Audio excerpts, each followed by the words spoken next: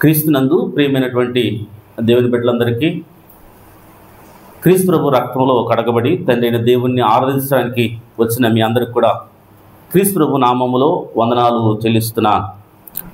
ఈ దినము ఒక శ్రేష్టమైన అంశాన్ని మీతో పంచుకోవాలని ఆశపడుతున్నాను. దేవుని దృష్టిలో ఎఫెసీ సంఘము అనే అంశాన్ని మీతో ధ్యానించాలని ఆశపడుతున్నాను. దేవుని దృష్టిలో ఎఫెసీ సంఘం ఎలా ఉంది? ఎందుకంటే కొరింథీ రాసిన పత్రికలో అపోస్తలుడైన పౌలు చక్కగా జ్ఞాపకం చేస్తూ చూడండి, మొదటి కొరింథీయులకు రాసిన పత్రిక ఒకసారి మనం చూద్దాం. మొదటి కొరింథీయులకు రాసిన పత్రిక 3వ అధ్యాయము 10వ వచనం నుంచి చక్కని మాటలు మనకు కనిపిస్తాయి. దేవుడు నాకు అనుగ్రహించిన కృప చొప్పున నేను నేర్పరైన శిల్పాకారుని వలె పునాది వేసితిని, మరి ఒకడు దాని మీద కట్టబడుచున్నాడు. ప్రతివాడు దాని మీద ఎలాగో కట్టబడుచున్నాడో జాగ్రత్తగా చూసుకునేవలను. వేయబడిన తప్ప మరొక పునాది ఎవరును వేయనేరడు, ఆ పునాది క్రీస్తే.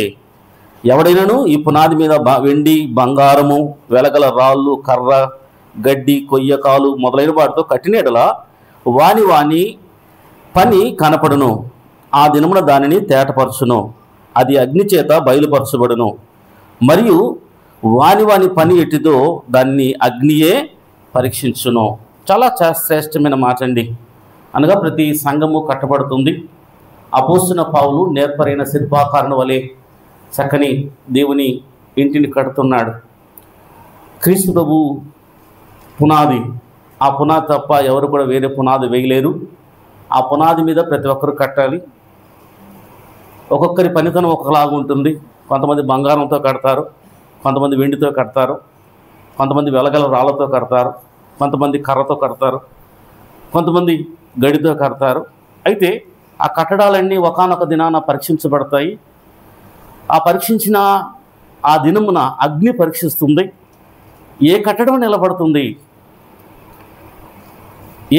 నిలబడుతుంది ఆ దినాన తేటతల్లం అవుతుందండి.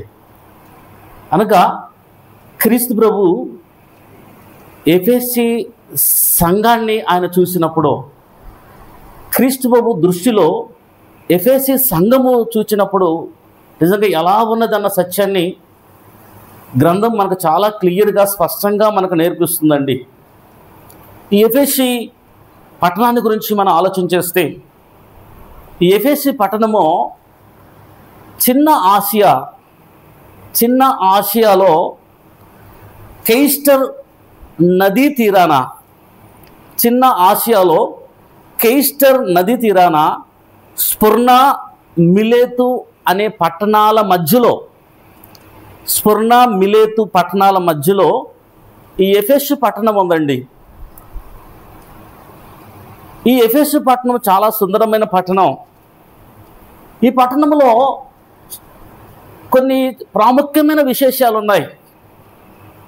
మొదటి విశేషం ఏంటంటే, ఎఫెసు పట్టణంలో ఒక బ్రహ్మాండమైన ఓడరేవు ఉందండి. హార్బరు, గొప్ప బోర్డరు, పెద్ద ఓడరేవు ఉంది. అనగా ఓడరేవు ఉంటే నౌకలు ప్రయాణం చేస్తూ ఉంటాయి. ఆ నౌకలలో వస్తువులు తీసుకెళ్ళి వ్యాపారం చేస్తూ ఉంటారు. ఈ కాలంలో మనకు బస్సులు ఉన్నాయి, ట్రైన్స్ ఉన్నాయి, విమానాలు ఉన్నాయి, నౌకలు ఉన్నాయి. అయితే ఆ కాలంలో రవాణా చేసే మార్గము ఎక్కువగా నౌకా మార్గం అండి. నీళ్ళ మీద పడవల ద్వారా వస్తువులను తీసుకువెళ్ళి వ్యాపారం చేసేవారు. అలాగా ఎఫెసు పట్టణంలో ఉన్న ఆ ఓడ రేవు ద్వారా గొప్ప వ్యాపారం జరుగుతూ ఉంది. అనేక మంది వ్యాపారస్తులు ఆ పట్టణానికి వస్తూ పోతూ ఉంటారు. అంతేకాకుండా ఎఫెసీ పట్టణానికి ఉన్న మరొక ప్రాముఖ్యత ఏంటంటే, ఆసియా ప్రాంతంలో ఉన్న రోడ్లన్నీ కూడా ఎఫెసీ పట్టణానికి లింక్ అయి ఉన్నాయండి. అనగా ఆసియా ప్రాంతంలో ఉన్న రోడ్లన్నీ ఎఫెసీ పట్టణం ముందుకు వస్తాయి. అనగా రోడ్డు మార్గం ఉంది. అనగా నౌకా యానం ఉంది, రెండోదిగా రోడ్డు మార్గం ఉంది. కాబట్టి వ్యాపారం బాగా జరుగుతుంది. ధనవంతులు ఎక్కువగా ఉండే ప్రాంతం అండి ఎఫెసీ పట్టణం అండి. తర్వాత ఇంకొక ప్రాముఖ్యమైన అంశం ఏంటంటే ఎఫెసీ పట్టణంలో అది ఒక పుణ్యక్షేత్రము. ఈరోజు మనం తిరుపతిని చూస్తాం, ఒక పుణ్యక్షేత్రము మన దేశంలో. అట్లాగా ఎఫెసీ పట్టణంలో అది ఒక పుణ్యక్షేత్రము. ఆ ఆసియా ప్రాంతంలోని అన్ని పట్టణాల వారు ఎఫెసీ పట్టణానికి వస్తారు. ఎందుకు కారణం ఏంటంటే అర్తిమాదేవి ఆలయం ఉందండి అక్కడ. ఈ అర్తిమాదేవి ఆలయాన్ని రోమియోలు ఏమని పిలుస్తారంటే డయానా అని పిలుస్తారు. ఈ అర్తిమాదేవి చాలా ప్రసిద్ధి కాంచిందండి. ఆ యొక్క ఖండం అంతట్లో చిన్న ఆసియాలోని పట్టణాలన్నింటిలో కూడా చాలా ప్రసిద్ధి కాంచింది. ఆ ఆలయానికి ప్రజలు తండోపతండాలుగా వస్తూ వెళ్తూ ఉంటారు. అంతేకాకుండా ఈ అర్తిమాదేవి విగ్రహాలు, పటాలు, విగ్రహాలు ఎక్కువగా విగ్రహాలు చేసి ఆ విగ్రహాలు అమ్మే వ్యాపారం అండి.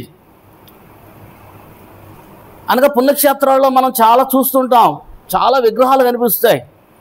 అట్లాగే ఎఫెసీ పట్టణంలో ఈ అర్తిమాదేవి విగ్రహాల వ్యాపారము.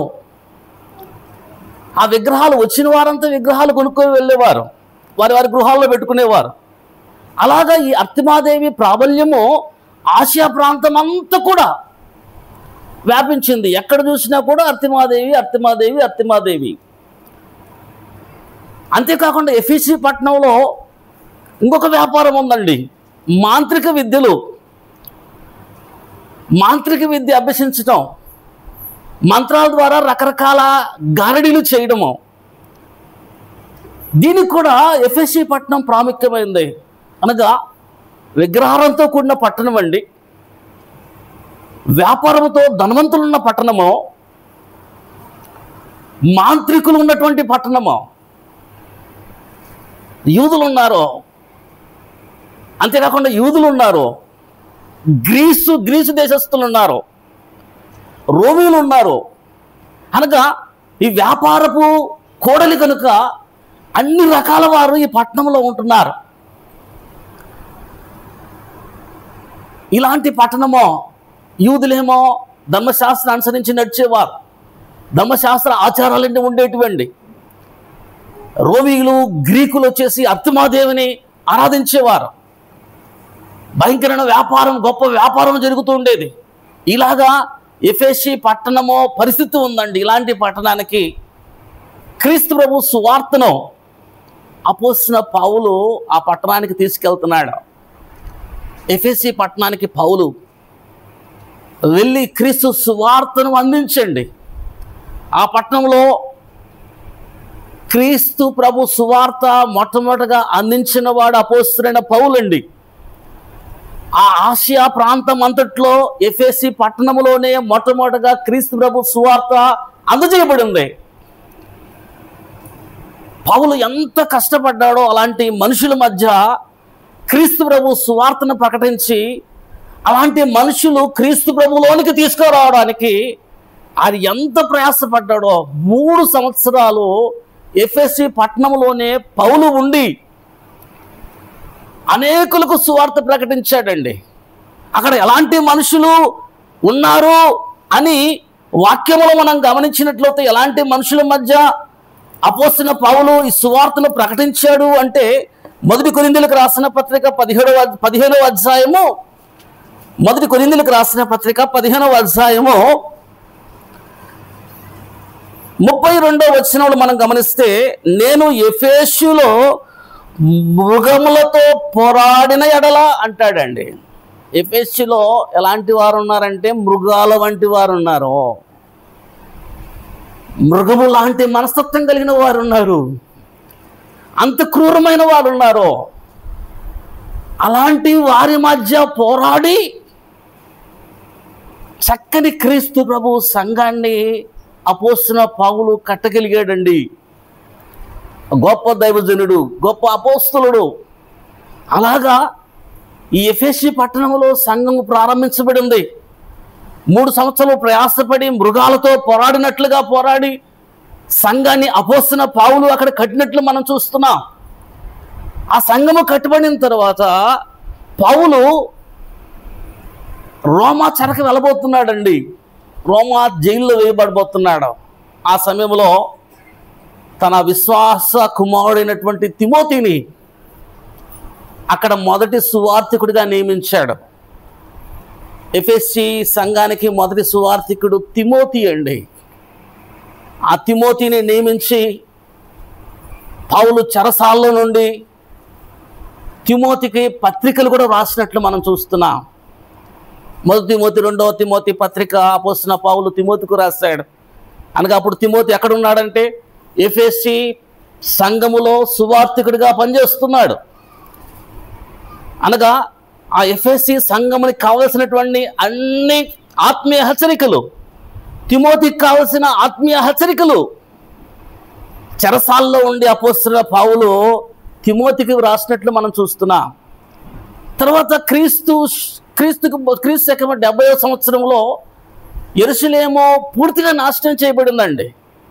ఆ నాశనానికి ముందు తిమోతి తర్వాత యోహాను గారు, అపోస్తలుడైన యోహాను గారు 20 సంవత్సరాలు, సుమారుగా 20 సంవత్సరాలు ఎఫెసీ పట్టణంలో సువార్థికుడిగా పనిచేశాడు. ఎఫెసీ సంఘములో సుమారు 20 సంవత్సరాలు. ఆ 20 సంవత్సరాలు ఆ యొక్క యోహాను గారి, అపోస్తలుడైన యోహాను గారి ఆధ్వర్యములో, తిమోతి ఆధ్వర్యములో, అపోస్తలుడైన పౌలు ఆధ్వర్యములో ఆ సంఘము కట్టబడింది అంటే ఆ సంఘం ఎలా ఉంటుందో ఒకసారి ఆలోచన చేయండి. ఎంత శ్రేష్టత కలిగి ఉంటుందో ఒకసారి ఆలోచన చేయండి. అనగా మంచి దైవజనుల చేత ఆ ఎఫెసీ సంఘము కట్టబడిందండి. ఆ సంఘాన్ని, ఆ కట్టబడిన సంఘాన్ని క్రీస్తు ప్రభువు ఆయన చూచినప్పుడు క్రీస్తు ప్రభు దృష్టిలో ఆ ఎఫెసీ సంఘము ఎలా ఉంది? ప్రతి కట్టడం పరీక్షించబడాలి. ప్రతి కట్టడము కూడా ఖచ్చితంగా పరీక్షించబడాలి. మనం కూడా ఎంతో ప్రయాసపడుతున్నాం, సంఘం కట్టుకుంటున్నాం, అపోస్తలుల బోధ ప్రకారం సంఘం కడుతున్నాం. ఒకానొక దినాన మన పని కూడా అగ్ని చేత పరీక్షించబడుతుందండి. ప్రతి వారి పని అగ్ని చేత పరీక్షించబడుతుంది. సోమశిల ప్రాంతంలో క్రీస్తు ప్రభు సంఘము ఎలా కట్టబడింది? ఎలా కట్టబడింది? ఆ సంఘము ఆ పరీక్షలో నిలుస్తుందా? అపోస్తలుల బోధ ప్రకారము క్రీస్తు ప్రభు వేసిన పునాది మీద, అపోస్తలు ప్రవక్తలు వేసిన పునాది మీద, ఆ పునాది క్రీస్తే, ఆ క్రీస్తు యేసు మీద కట్టబడినటువంటి ఎలా కట్టబడిందో ఒకానొక దినాన పరీక్ష ఖచ్చితంగా ఉంటుందండి. ఎఫెసీ సంఘాన్ని క్రీస్తు ప్రభువు చూచినప్పుడు ఆ సంఘం ఎలా ఉంది అంటే చాలా క్లియర్గా, స్పష్టంగా మనం చదువుకున్న పాఠ్యభాగంలో కనిపిస్తుందండి. ప్రకటన గ్రంథము 2వ అధ్యాయము, ప్రకటన గ్రంథము 2వ అధ్యాయము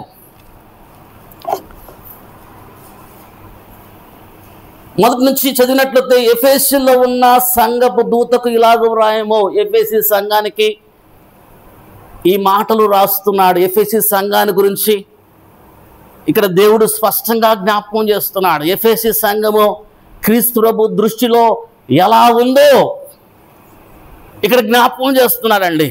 చూడండి, మనం 2వ వచనంలో క్రీస్తు ప్రభు అంటున్నాడండి, ఈ మాటలను అంటున్నాడు, నీ క్రియలను, నీ కష్టమును, నీ సహనమును నేను ఎరుగుదును. ఎఫెసీ సంఘమును మెచ్చుకుంటున్నాడు క్రీస్తు ప్రభు అండి. ఎంతగా మెచ్చుకుంటున్నాడంటే అంతగా మెచ్చుకుంటున్నాడు. క్రీస్తు ప్రభు చేత చాలా విషయాలలో మెచ్చుకొనబడినటువంటి సంఘము ఎఫెసీ సంఘం అండి. క్రీస్తు ప్రభు చేత మెచ్చుకుంటున్నాడు. నీ క్రియలు నేను ఎరుగుదును అంటాడు. అనగా ఆ క్రియలు చాలా మంచివండి. ఎఫెసీ సంఘంలో ఉన్నటువంటి క్రియలు, నీ క్రియలు నాకు తెలుసు, నీ క్రియలు నాకు తెలుసు. ఆ సంఘములో ఉన్నటువంటి క్రియలు మనం జ్ఞాపకం చేసుకున్నట్లయితే చాలా శ్రేష్టమైన క్రియలు మనకు కనిపిస్తాయండి. క్రీస్తు ప్రభు చేత మెచ్చుకోవడమైనటువంటి క్రియలు. ఆ క్రియలు గమనించినట్లయితే మనం అంతకుముందు జ్ఞాపకం చేసామండి. అంతకుముందు మనం జ్ఞాపకం చేసుకున్నాం. అపోస్తుల కార్యములు 19వ అధ్యాయములో అపోస్తుల పౌలు ఎఫెసీ పట్టణానికి వెళ్ళినప్పుడు ఎఫెసీ పట్టణంలో ఆయన మొట్టమొదటగా కొంతమంది శిష్యులు ఎదురయ్యారు. ఆ శిష్యులతో మాట్లాడుతున్నప్పుడు పౌలు ఏమంటాడంటే, మీరు విశ్వసించినప్పుడు పరిశుద్ధాత్మను పొందితిరా అని అడుగుతారండి. మీరు విశ్వాసం ఉంచారు, మీరు పరిశుద్ధాత్మను పొందారా అని అడుగుతాడు వారిని. అప్పుడు వారు అంటాడు, పరిశుద్ధాత్మ ఉన్నాడన్న సంగతే మాకు తెలియదయ్యా అంటాడు. మరి అప్పుడు మీరు ఎలాగ బాప్తిసం తీసుకున్నారు? అప్పుడు అలాగైతే మీరు దేనిని బట్టి బాప్తిసం పొందుతారనగా, యోహాను బాప్తిసాన్ని బట్టి మేము బాప్తిసం తీసుకున్నాము అనగా, మొదటి వారు క్రియ గమనించినట్లయితే ఆ సంఘములో ఉన్న క్రియ క్రీస్తు ప్రభు మెచ్చుకున్నటువంటి క్రియ. పౌలు వారికి హెచ్చరించినప్పుడు మీరు ఎట్లా బాప్తిసం తీసుకున్నారు అంటే, మాకు పరిశుద్ధాత్మ ఉన్నాడన్న సంగతి మాకు తెలియదు, మేము యోహానుని బట్టి బాప్తిసం తీసుకున్నాము అంటే, అప్పుడు పౌలు ఏం చేస్తాడంటే, అందుకు పౌలు యోహాను తన వెనక వచ్చు అని అనగా యేసునందు విశ్వాసం ఉంచవాలని ప్రజలతో చెప్పుచూ మారు మనసు విషయమైన బాప్తిసం ఇచ్చినని చెప్పాను. వారు ఆ మాటలు విని ప్రభువైన యేసు నామమున బాప్తిసము పొందిరి. అంతకుముందు అక్కడ ఎఫెసీ పట్టణంలో ఉన్నటువంటి వారు శిష్యులుగా ఉన్నవారు ఎలా ఉన్నారంటే, బాప్తిసం తీసుకున్నారు. అయితే యోహాను బాప్తిసాన్ని బట్టి బాప్తిసం తీసుకున్నారండి. తండ్రి యొక్క కుమారునికి పరిశుద్ధాత్మ నామములోనికి వారు బాప్తిసం తీసుకోలేదు.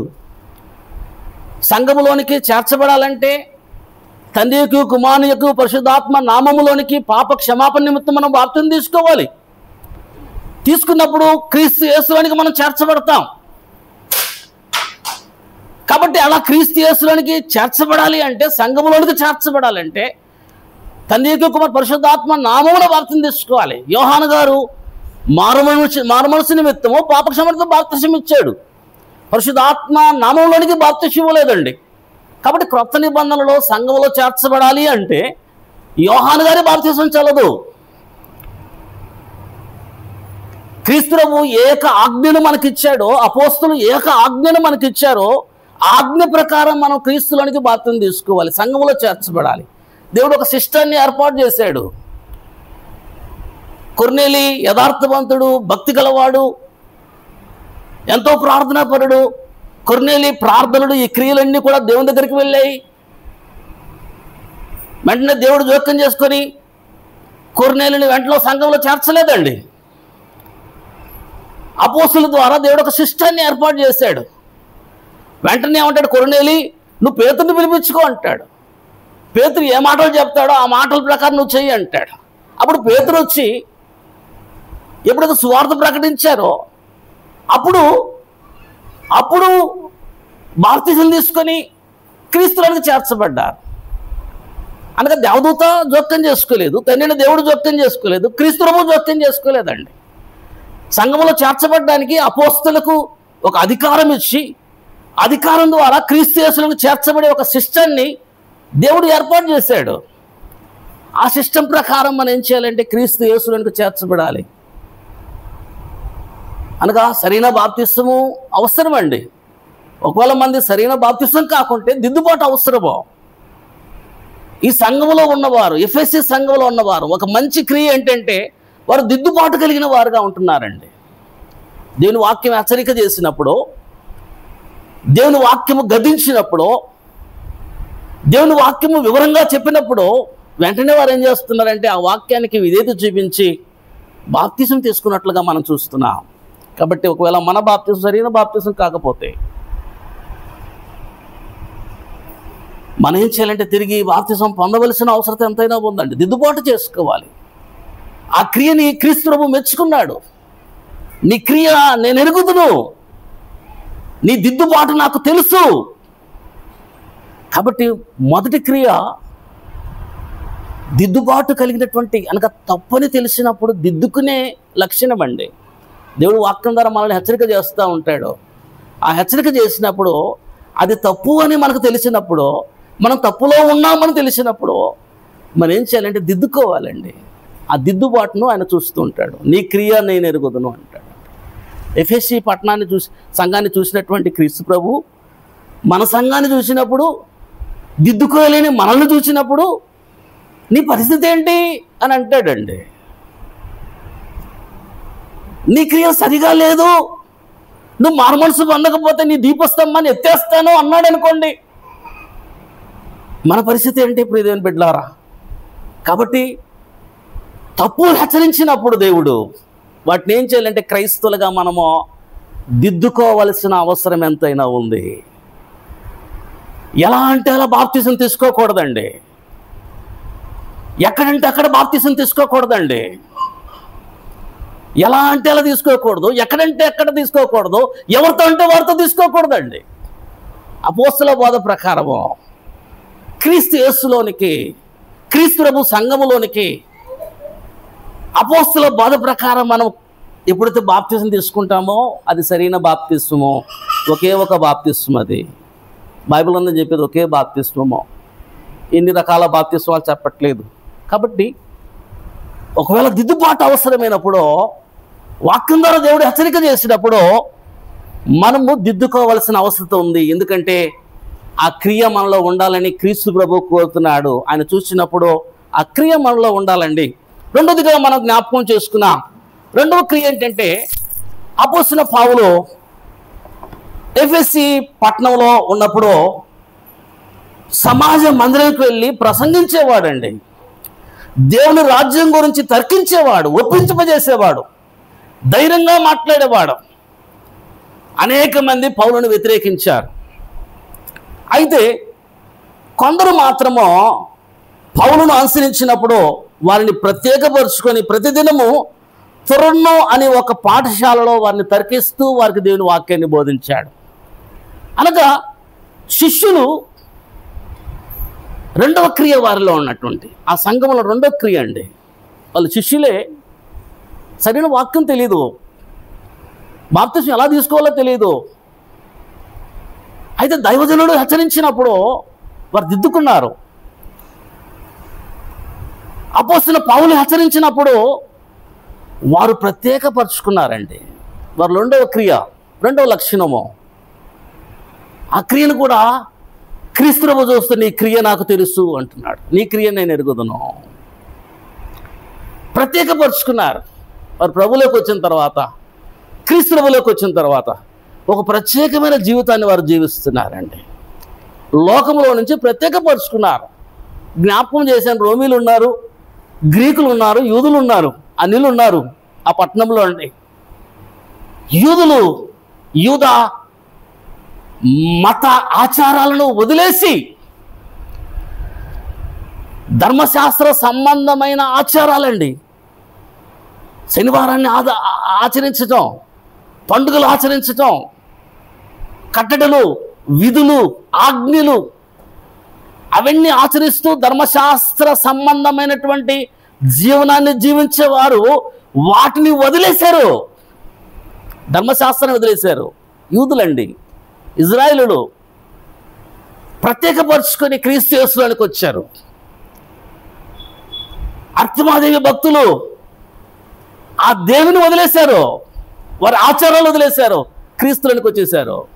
వారు ప్రత్యేకపరుచుకున్నారు. కాబట్టి క్రైస్తవులుగా లోకములో నుంచి మనం ప్రత్యేకపరచుకోవలసిన అవసరత ఎంతైనా ఉందండి. ఎందుకంటే ఈ క్రియ మనకు చాలా ప్రాముఖ్యము. ఈ క్రియ ప్రత్యేకపరుచుకునే క్రియ. ఈరోజు క్రైస్తవులే లోకంలో కలిసిపోతుంటారు. క్రైస్తవులని పిలువబడుతూ అన్యుల పండుగలు ఆచరిస్తూ ఉంటారు. క్రైస్తవులని పిలువబడుతూ అన్యుల పండగలో పాలిభాగస్తులు అవుతూ డ్యాన్సులు వేసేవారిని మనం చూస్తుంటాం. నీ క్రియ నాకు తెలుసు అంటున్నాడండి. క్రైస్తవుని చెప్పుకుంటూ నువ్వు చేసే పని నాకు తెలుసు, నీ క్రియ నాకు తెలుసు.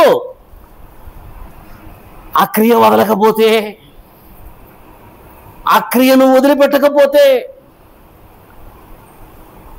మారు మనసు పొందకపోతే, నిన్ను నువ్వు ప్రత్యేకపరచుకోకపోతే నీ దీపస్తంభాన్ని ఎత్తేస్తాను.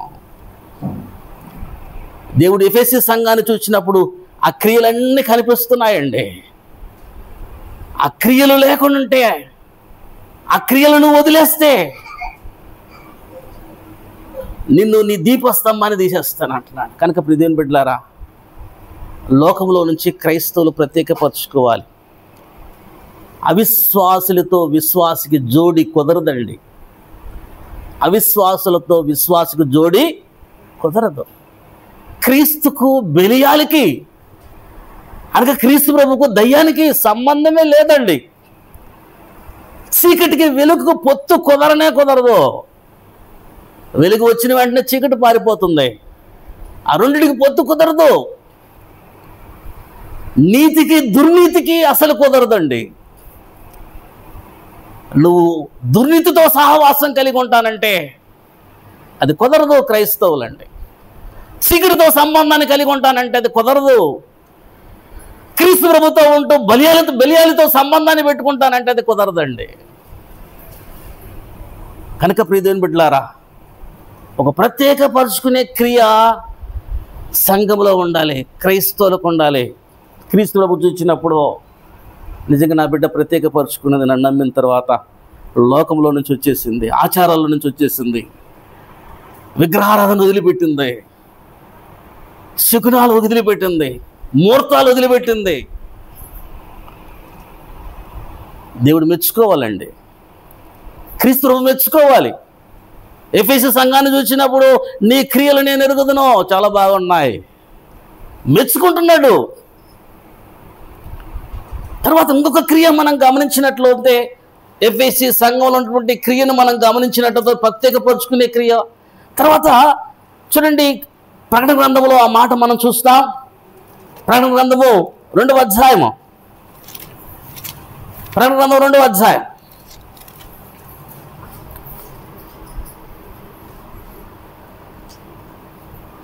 2వ వచనం, నీ క్రియలను, నీ కష్టము, నీ సహనం నేను ఎరుగుదును. నీవు దుష్టులను సహింపలేవనియు, అపోస్తులు కాకయే తాము అపోస్తులమని చెప్పుకుని వారిని పరీక్షించి వారు అబద్ధికులని నువ్వు కనుగొంటివనియు. ఒక శ్రేష్టమైన లక్షణం ఉందండి, ఒక శ్రేష్టమైన లక్షణం ఎఫెసీ సంఘంలో. ఎఫెసీ సంఘము దుష్టులను సహించలేదు. పాపముతో పొత్తు లేదండి సంఘానికి, సంఘస్థులకు. దుష్టులంటే సహించరు. దేవునికి ఎట్లా దుష్టులంటే సహింపు ఉండదో అట్లాగా వీరు కూడా ఎలా ఉన్నారు అంటే దుష్టులను సహించట్లేదు. ఆనాడు అపోస్తులు కాకుండానే అపోస్తులమని చెప్పుకుంటూ దొంగ అపోస్తులు తిరుగుతున్న రోజులండి ఇవి. అనగా అపోస్తులు ఉన్నారు, క్రీస్తు ప్రభు అపోస్తులు ఉన్నారు. తర్వాత హస్త నిక్షేపణ చేసిన తర్వాత వాళ్ళ అపోస్తులు ఉన్నారు. అయితే అపోస్తులు అంటే కొన్ని గుర్తులు ఉన్నాయి. ఎవరంటే వారు అపోస్తులు కాదండి, ఎవరంటే వారు అపోస్తులు కాదు. క్రీస్తు ప్రభు పునరుద్ధానానికి సాక్షిగా ఉండాలి అపోస్తులు అనేవారు. క్రీస్తు ప్రభుతో కలిసి ఉన్నవాడుగా ఉండాలి, క్రీస్తు ప్రభు కాలంలో ఉన్నవాడుగా ఉండాలి అపోస్తులు అనేవాడండి. అంతేకాకుండా అపోస్తుని యొక్క గుర్తు గమనించినట్లయితే 2వ కొరింథీయులకు రాసిన పత్రిక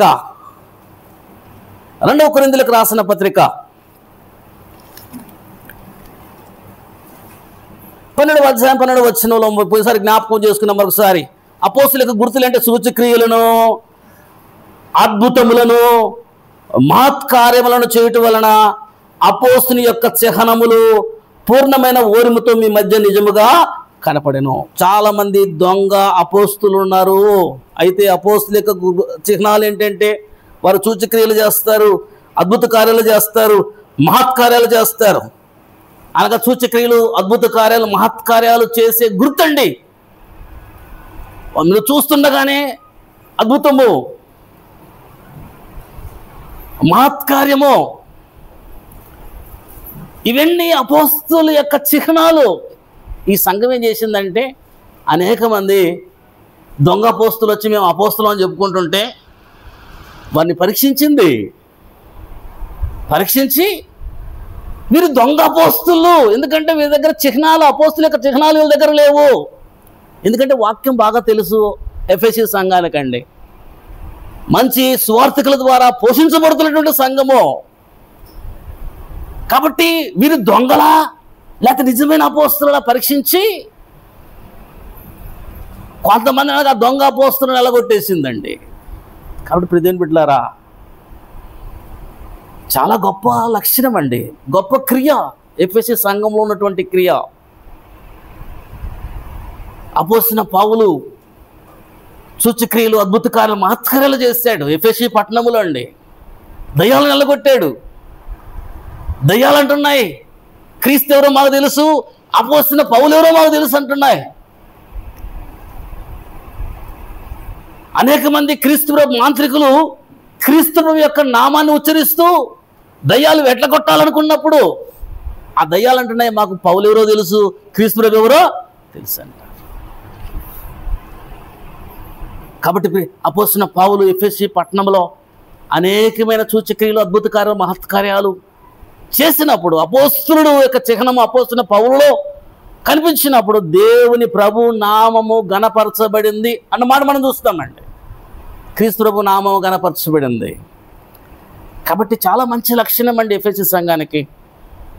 ఇప్పుడు మనము మంచి బోధకుడా అబద్ధ బోధకుడా అని ఎప్పుడు తెలుస్తుంది మనకి? ఎఫెసీ సంఘానికి తెలుస్తుంది. వారు పరీక్షిస్తున్నారు వాళ్ళు వీళ్ళు దొంగ అపోస్తలులా లేకపోతే మంచి అపోస్తలులా పరీక్షించి వారు కనుక్కుంటున్నారు. మనం కూడా అబద్ధ బోధకులు వస్తారు, అబద్ధ బోధకుల బోధలు ఉంటాయి. ఇతను అబద్ధ బోధకుడా, నిజమైన సత్య సువార్తను చెప్పే బోధకుడా? మనం పరీక్షించాలంటే ముందు మనకు వాక్యం తెలియాలండి.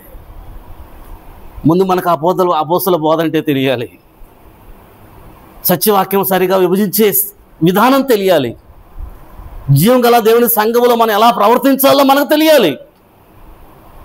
అప్పుడు ఎవరైనా బోధించేటప్పుడు ఇతని బోధ ఎలా ఉంది, అపోస్తల బోధ ప్రకారం ఉందా లేదా, లేకుంటే అబద్ధ బోధకుడు. దయ్యాలు బోధిస్తాయి, దయ్యముల బోధ. కాబట్టి అపోస్తల బోధ కాని బోధ అంతా కూడా దయ్యముల బోధ అండి. క్రీస్తు ప్రభు మనల్ని పరీక్షించినప్పుడు, మన సంఘాన్ని పరీక్షించినప్పుడు ఎవరు దొంగ బోధకుడు, ఎవరు మంచి బోధకుడు కనుక్కునే ఆత్మీయ జ్ఞానం మనకుందా? నీ క్రియ నేను ఎరుగుదును అంటాడండి. ఎఫెసీ సంఘం యొక్క జ్ఞానమో, వారికి ఉన్న ఆత్మసమైన జ్ఞానమో నాకు తెలుసు. కనుక ప్రేమతో దేవుడు మనందరినీ హెచ్చరిక చేస్తున్నాడు. ఊరికే క్రైస్తవులుగా ఉండడం కాదండి, ఊరికే క్రైస్తవులుగా ఉండడం కాదు, దేవుని జ్ఞానము కలిగిన క్రైస్తవులుగా, అపోస్తల బోధను ఎరిగిన క్రైస్తవులుగా, ఏది అపోస్తల బోధ అని తెలుసుకున్న క్రైస్తవులుగా, క్రైస్తవులకు దేవుడిచ్చినటువంటి రాజ్యాంగ చట్టం ఏంటి, ఆ చట్ట ప్రకారము ఈ బోధ ఉందా లేదా అని తెలుసుకునే పరిజ్ఞానం ఎవరికి ఉండాలంటే మన సంఘానికి ఉండాలంటే. అప్పుడు క్రీస్తు ప్రభు మనల్ని నీ క్రియ నాకు తెలుసు, ఎందుకంటే ఎవరంటే వారిని అపోస్తలులను స్వీకరించలేదో, ఎవరంటే వారిని బోధకులను స్వీకరించలేదో నువ్వు పరీక్షించావు, ఈ బోధ సరిగా ఉందా లేదా పరీక్షించావు అని నిన్ను మెచ్చుకుంటే చాలా సంతోషమండి. కాబట్టి అలాంటి క్రియ మనకు ఉండాలని వాక్యం ద్వారా మరోసారి దేవుడు మనందరినీ హెచ్చరిక చేస్తున్నారండి. తర్వాత ఎఫెసీ సంఘములో, ఆ పట్టణంలో అక్కడ శిష్యులకు ఉన్నటువంటి మరొక శ్రేష్టమైన లక్షణం అపోస్తుల కార్యములు 19వ అధ్యాయం. అపోస్తుల కార్యములు 19వ అధ్యాయం నుంచి మనం చదివినట్లయితే 18 నుంచి విశ్వసించిన వారు అనేకులు వచ్చి, గమనించండి, జ్ఞాపకం చేశాను, గ్రీకులు ఉన్నారు, రోమీలు ఉన్నారు, యూదులు ఉన్నారు, అన్యులు ఉన్నారు, అర్తిమాదేవి భక్తులు ఉన్నారు. వీరందరికీ అపోస్తలుడైన పౌలు దేవుని సువార్తను ప్రకటించాడండి. విశ్వసించిన వారండి. ఆ విశ్వసించిన వారిలో మాంత్రికులు ఉన్నారు, మాంత్రిక విద్యను అభ్యసించేవారు ఉన్నారు, అర్తిమాదేవి పటాలను అమ్మేటోళ్ళు ఉన్నారు, విగ్రహాలను అమ్మేటోళ్ళు ఉన్నారు. వీళ్ళందరూ ఏంటంటే వారి జీవనమే అదండి.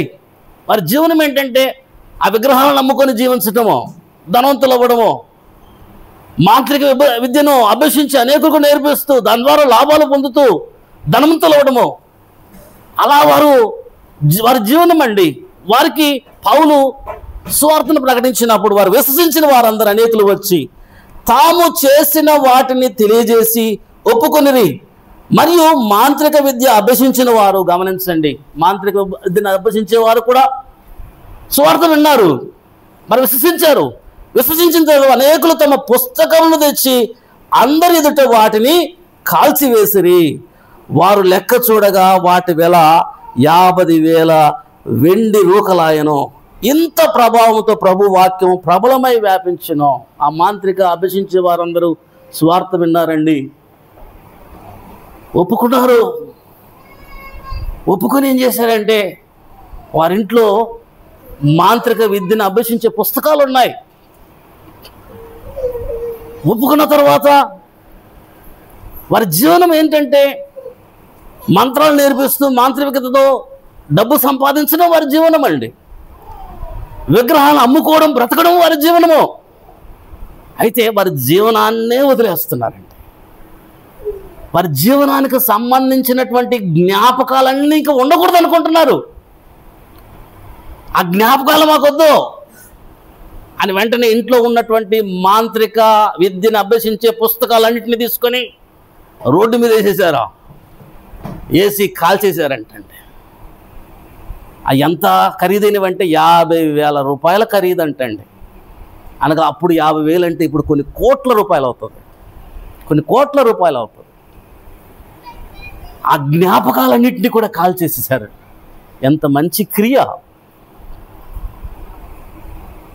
వారి జీవనాన్ని, వారి బ్రతుకు తెరువును వదిలేశారండి. అందుకే క్రీస్తు ప్రభువు ఎఫెసీ సంఘాన్ని మెచ్చుకుంటున్నాడు. నీ క్రియలు నేను ఎరుగుదును, నీ కష్టము నాకు తెలుసు, నీ సహనము నాకు తెలుసు. అది అమ్మాలంటే ఎంత కష్టమో, ఆ మాంత్రిక విద్యలో నుంచి బయటికి రావాలంటే ఎంత కష్టమో, తద్వారా అనేక శోధనలు వస్తాయండి, కష్టాలు వస్తాయి. ఆ కష్టాలన్నీ సహించడానికి సహనం కావాలి. ఒకటి వదలాలంటే ఈజీగా వదులుతాం మనం, అయితే అది ఎంత కష్టమో, ఆ వదిలిన తర్వాత వచ్చే శోధనలు అవి సహించేది. అందుకే అంటాడు, నీ కష్టమును నీ సహనమును. నువ్వు వదిలేసేటప్పుడు ఎంత కష్టపడ్డావో, ఆ వదిలేసిన తర్వాత అనేక శోధనలు, ఆర్థిక ఇబ్బందులు వస్తాయి, అనేకుల నుంచి, బంధువుల నుంచి వ్యతిరేకత వస్తుంది, గ్రామం నుంచి వ్యతిరేకత వస్తుంది, అనేకమైనటువంటి నష్టాలు చెవి చూడాల్సి వస్తుంది. వాటన్నిటిని కూడా, ఆ శోధనలన్నింటినీ సహనముతో భరించారండి. ప్రియమైన బిడ్డలారా, క్రైస్తవులో నేర్చుకోవాల్సిన పాఠం అండి. క్రీస్తు ప్రభువుకి వచ్చిన తర్వాత పాత జ్ఞాపకాలను కాల్చేసేయాలండి. పాపముతో కూడినటువంటి జీవనోపాధిని వదిలేయాలి. ఈరోజు క్రైస్తవులే జీవనోపాధి లోకముతో, పాపముతో ఉంటుందండి. ఏంటంటే నేను బతకాలి కదా అంటారు, తప్పండి. బతుకు తెరువు కోసమో పాపముతో సంబంధం పెట్టుకొని, పాపముతో వచ్చే డబ్బుతో బ్రతకడము అది తప్పండి. ఎందుకంటే పాత నిబంధనలు మనం చూస్తాం, ఇజ్రాయెల్ ప్రజలకు అపవిత్రమైన జంతువు పందులు వ్యాపారం చేసి చాలా డబ్బు వస్తుంది. అయితే వారు ఆ వ్యాపారం చేసి బ్రతకరోళ్ళు, ఇజ్రాయెల్ ప్రజలంటే ఆ వ్యాపారం చేసి బ్రతకరు. దేవుని బిడ్డలు మనం కూడా కొన్ని వ్యాపారాలు ఉన్నాయి, వాటిని జీవనముగా మనం చేసుకోకూడదండి. అది బ్రతుకుదిరివే కావచ్చు. బ్రాందీ వ్యాపారం ఉంది, వైన్ షాప్ వ్యాపారం ఉంది.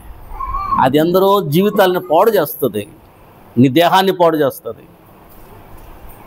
అలాంటి వ్యాపారాన్ని జీవనోపాధిగా ఎంచుకోకూడదు. చాలామంది క్రైస్తవులుగా ఉంటూ అలాంటి వ్యాపారాలు చేస్తుంటారు. క్రైస్తవులుగా ఉంటూ సిగరెట్లు అమ్మేవారు చాలామంది చూస్తుంటాం. క్రైస్తవులుగా ఉంటూ శరీరాన్ని నాశనం చేసే పదార్థాలను అమ్మేవారు ఈరోజు అనేక మంది ఉంటున్నారండి.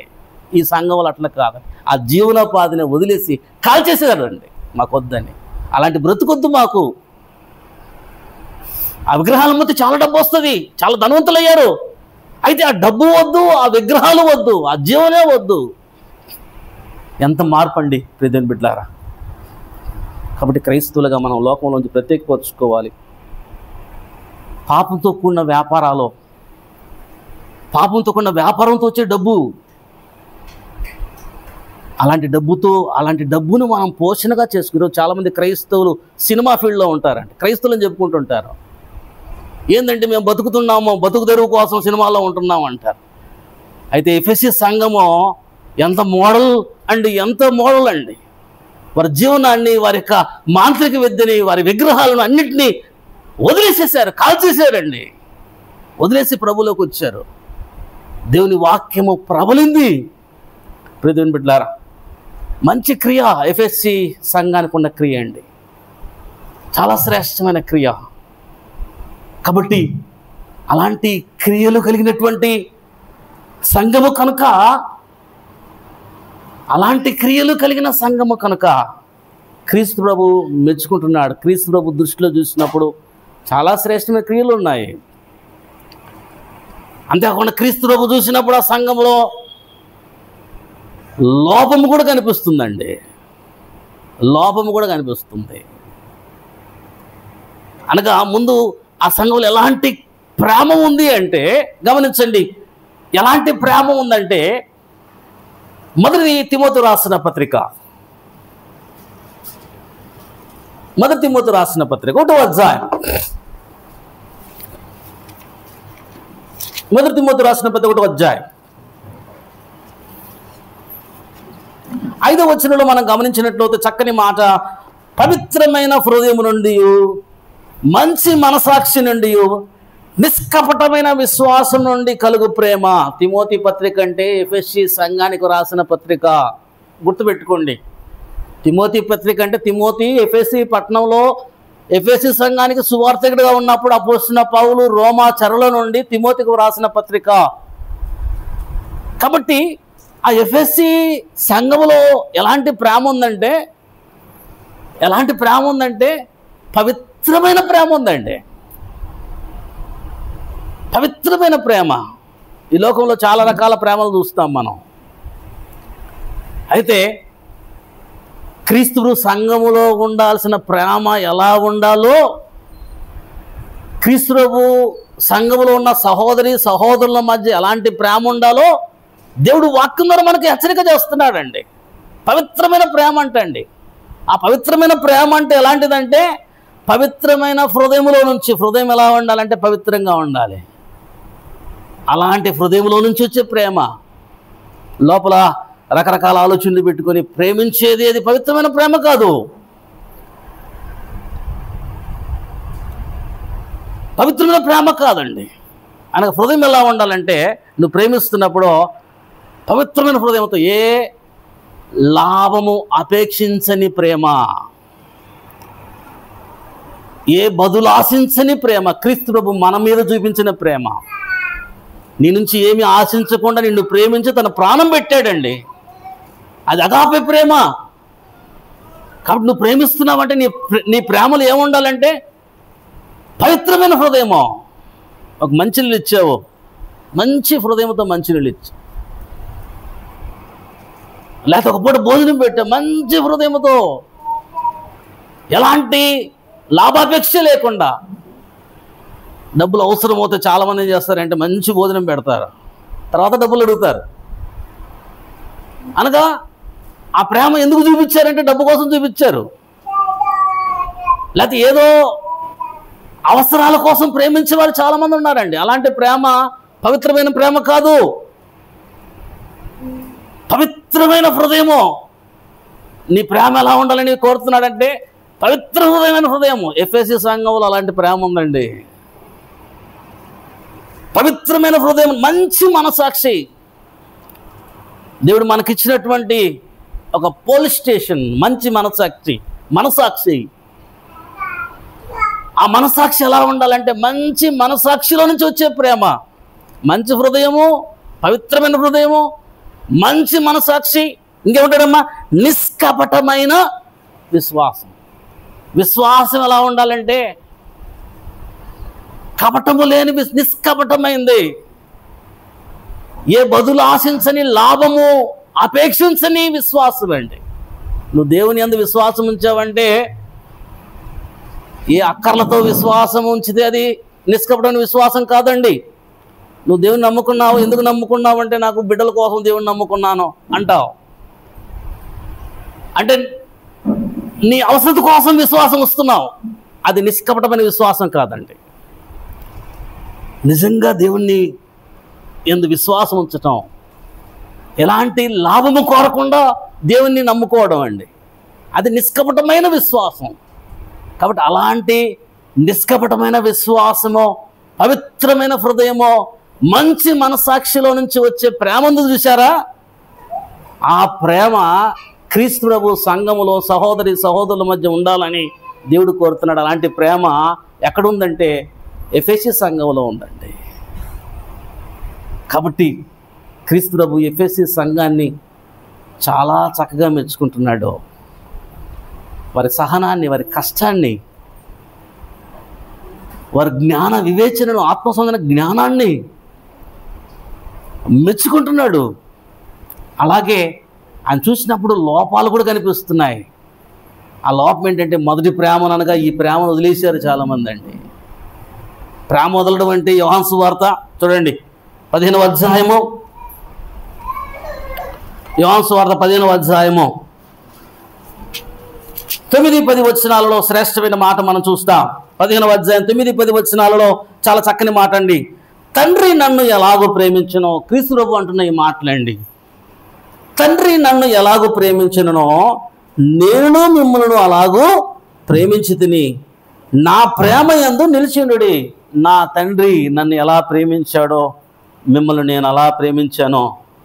కాబట్టి మీరు ఎక్కడ ఉంటారంటే ఆ ప్రేమలో మీరు నిలిచి ఉండండి. అనగా తండ్రి క్రీస్తు ప్రభు చూపించిన ప్రేమ, క్రీస్తు ప్రభు మన మీద చూపించిన ప్రేమ, అలాంటి ప్రేమ అనగా క్రీస్తు ప్రభు చూపించిన ప్రేమ ఎలాంటిదంటే ఏ బదులు ఆశించని ప్రేమ అండి. పవిత్రమైన హృదయం నుంచి వచ్చిన ప్రేమ, మంచి మనసాక్షి నుంచి వచ్చిన ప్రేమ, నిష్కపటమైన విశ్వాసం నుంచి వచ్చిన ప్రేమ. ఆ ప్రేమలో మీరు నిలబడండి. సంఘం ఎలా అక్కడ ఉండాలంటే అలాంటి ప్రేమలో ఉండాలి. కపటమైన ప్రేమ కాదండి, కపటమైన ప్రేమ కాదు, స్వార్థంతో కూడిన ప్రేమ కాదు. ఇలాంటి ప్రేమ తండ్రిన దేవుడు క్రీస్తు ప్రభు మీద చూపించిన ప్రేమ, క్రీస్తు ప్రభు మన మీద చూపించిన ప్రేమ, ఆ ప్రేమలో మనము నిలబడి ఉండాలండి. అలాంటి ప్రేమ కలిగి ఉండాలి. అలాంటి ప్రేమ కలిగి నిలిచినుడి అని చెబుతున్నాడు. నిలిచినుడి అని చెబుతూ నిలిచినుడి, నేను నా తండ్రి ఆజ్ఞలను గైకొని ఆయన ప్రేమ యందు నిలిచిన ప్రకారము మీరు నా ఆజ్ఞలు గైకొనేలా నా ప్రేమ యందు నిలిచి ఉంటారు. అనగా ప్రేమ యందు నిలబడడం అంటే నేను తండ్రి ఆజ్ఞలు గైకొని దేవుని ప్రేమలో ఉన్నాను, మీరు నా ఆజ్ఞలు గైకొని నా ప్రేమలో ఉండండి క్రీస్తు ప్రభు అంటున్నాడండి. కాబట్టి క్రీస్తు ప్రభు ఆజ్ఞలు మనం గైకొని క్రీస్తు ప్రభు ప్రేమలో మనం ఉండాలి. క్రీస్తు ప్రభు ఆజ్ఞలన్నింటినీ అపోస్తుల ద్వారా దేవుడు మనకు తెలియజేశారు. కాబట్టి అపోస్తుల ఆ బోధలో మనం నిలిచి ఉంటే క్రీస్తు ప్రేమలో నిలిచినట్లండి. కాబట్టి ఈ ప్రేమను మనం వదిలిపెట్టకూడదు. ఎఫెసీ సంఘము రాను ఏం చేసిందంటే ఆ లోపము క్రీస్తు ప్రభు చూసినప్పుడు ఈ ప్రేమ కనిపించలేదు, ఈ ప్రేమ కనిపించలేదు. కాబట్టి మారు మనసు పొందు, మారు మనసు పొందు. నువ్వు మారు మనసు పొందకపోతే నీ దీపస్తంభాన్ని ఎత్తేస్తాను. ఈ క్రియలన్నీ ఒకవేళ నువ్వు మొదటి స్థితిని కోల్పోతే తిరిగి మారుమనసు పొందు, లేకపోతే నీ దీపస్తంభాన్ని ఎత్తేస్తానంటాడండి. అనగా చాలామంది అనుకుంటాం మనము, చాలామంది ఏడుస్తారండి, చాలామంది ఏడుస్తారు, పశ్చాత్తాపడతారు. పశ్చాత్తాపము మారుమనసు కాదు. పాపాల నిమిత్తం చాలామంది ఏడుస్తారు. నేను చాలా ఘోర పాపిని, భయంకరంగా పాపం చేశాను, నా పాపముల కొరకు నా ప్రియ ప్రభువు కల్వరిశిలలో మరణించాడు, గాయపరచబడ్డాడు, ఏడుస్తారండి, పశ్చాత్తాపడతారు. పశ్చాత్తాపము మారు మనసు కాదండి. ఇస్కరియోతు యూదా క్రీస్తు ప్రభువుని అప్పగించిన తర్వాత ఏడ్చాడు, నా ప్రభువు నేను అప్పగించానని భయంకరంగా ఏడ్చాడండి, మారు మనసు పొందలేదు. కాబట్టి ఏడుపు, దుఃఖము మారు మనసు కాదు. మారు మనసు అంటే ఏంటంటే పాపము మీద నువ్వు, పాపాన్ని గురించి నువ్వు పశ్చాత్తాపడి ఏడ్చావు కదా, ఆ పాపాన్ని వదిలివేయడం మారు మనసు అండి. ఆ పాపాన్ని వదిలివేయడం మారు మనసు. దైవ చిత్తానుసారమైన దుఃఖము రక్షణార్థకరమైన మారు మనసును కలగజేస్తుంది. ఆ దుఃఖము ఆ దుఃఖం ఏం చేస్తే మనకు మారు మనసు కారణం కావాలండి. మారు మనసు రావాలంటే ఆ యొక్క పాపాన్ని, ఆ స్థితిని వదిలేయాలి, మనసును మార్చుకోవాలి, దిద్దుకోవాలి, తప్పును దిద్దుకోవాలి. హెజ్కేలు గ్రంథం ఒక మాట ముగిచ్చేస్తాను, చాలామంది ఇబ్బంది పడుతున్నారు. హెజ్కేలు గ్రంథం 18వ అధ్యాయం, హెజ్కేలు గ్రంథం 18వ అధ్యాయం 18వ అధ్యాయం 23వ వచనంలో మనం గమనించినట్లయితే దుష్టులు 18:3 దయచేసి చూడండి. హెజ్కేలు గ్రంథం 18:23 వచనం, దుష్టులు మరణం నాకేమాత్రమో అయినా సంతోషం కలుగునా, వారు తమ ప్రవర్తన దిద్దుకొని బ్రతుకుటయే నాకు సంతోషం. ప్రవర్తనను దిద్దుకోవడము మారు మనసు అండి. ఈ తప్పు ఇక నేను చేయను, అది మారు మనసు. తప్పైన కుమారుడు మారు మనసు పొందాడు. ఆ స్థితిని బట్టి అతను ఏం చేశాడంటే దాన్ని వదిలేసేసి తండ్రి దగ్గరికి తిరిగి వచ్చాడు. అది మారు మనసు అండి. వదిలేయడం, దిద్దుకోవడము, తప్పును దిద్దుకోవడము. దుష్టులు ఏం చేయాలంటే తప్పు దిద్దుకుంటే దేవునికి చాలా సంతోషం అండి. కాబట్టి ప్రియ దేవుని బిడ్డలారా, అలా మనం సరి చేసుకుంటే ముందు క్రియలు మన దగ్గర లేవేమో, మొదటి ప్రేమ అలాంటి ప్రేమ మనలో లేదేమో, ఒకసారి పరీక్షించుకొని మనం ఏం చేయాలంటే మారు మనసు పొందాలంటండి. ఎఫెసీ సంఘానికి అదే అంటున్నాడు, మారు మనసు పొందితే సరి, లేకుంటే నీ దీపస్తంభాన్ని ఎత్తేస్తాను, ఇప్పటికన్నా నువ్వు సరి చేసుకుంటే సరి అంటాడండి. కాబట్టి తప్పు దిద్దుకోవాల్సిన అవసరత ఎంతైనా ఉందని వాక్యం ద్వారా మనందరినీ కూడా ప్రభు అందరినీ కూడా హెచ్చరిక చేస్తున్నాడు. అదే హెజ్కేలు గ్రంథము 33వ అధ్యాయము 11వ వచనంలో కూడా ఒక చక్కని మాట అంటాడు. 33:11, నా జీవము తోడు దుర్మార్గుడు మరణవంతుడు నాకు సంతోషము లేదు, దుర్మార్గుడు తన దుర్మార్గత నుండి మరలి బ్రతుకుట వలన నాకు సంతోషము కలుగును. కాబట్టి ఇశ్రాయేలులారా మనసు తిప్పుకొనుడి, మీ దుర్మార్గత నుండి మరలి మనసు తిప్పుకొనుడి అంటాడండి. అనగా దుర్మార్గత నుండి మరలడము అనగా దాన్ని వదిలేసేసి మార్పు, అది మారు మనసు అండి. పశ్చాత్తాపము మారు మనసు కాదు. ఏడుపు మారు మనసుని ఇవ్వదండి. కాబట్టి నువ్వు ఏడ్చావా, ఏడ్చి మారు మనసు పొందడం అంటే ఆ తప్పుని ఇంకా నేను చేయను అని ఒప్పుకోవడం, ఆ తప్పు చేయకుండా ఉండడం మారు మనసు. కాబట్టి ఎఫెసీ సంఘాన్ని క్రీస్తు ప్రభు చూసినప్పుడు క్రీస్తు ప్రభు దృష్టిలో చాలా మంచి క్రియలు, మెచ్చుకోదగిన క్రియలు ఉన్నాయి. ఒక లోపం కూడా ఉంది. ఆ లోపాన్ని హెచ్చరించి ఇప్పటికన్నా దాన్ని నువ్వు సరి చేసుకుంటే నీకు మేలు, లేకపోతే నీ దీపస్తంభాన్ని ఎత్తేస్తారని లేఖనాలతో హెచ్చరిక చేస్తున్నాడు. కాబట్టి ఎఫెసీ సంఘము క్రీస్తు దృష్టిలో ఎలా ఉందో వాక్యం ద్వారా దేవుడు మనల్ని హెచ్చరిక చేశాడు. దేవుడు మన సంఘాన్ని చూసినప్పుడు మన క్రియలు క్రీస్తు దృష్టి ఎలా ఉన్నాయి, పరీక్షించుకుందాం. క్రియలు సరిగా లేకపోయినా, ఆ ప్రేమలు సరిగా లేకపోయినా మనం సరి చేసుకొని మారుమోసుకుంటే సరి, లేకుంటే దీపస్తంభాన్ని దేవుడు ఎత్తేస్తాడు. దేవుడు చిన్న మాటలు మన వీడికలో దీవించి ఫలింపు చేయను కాక.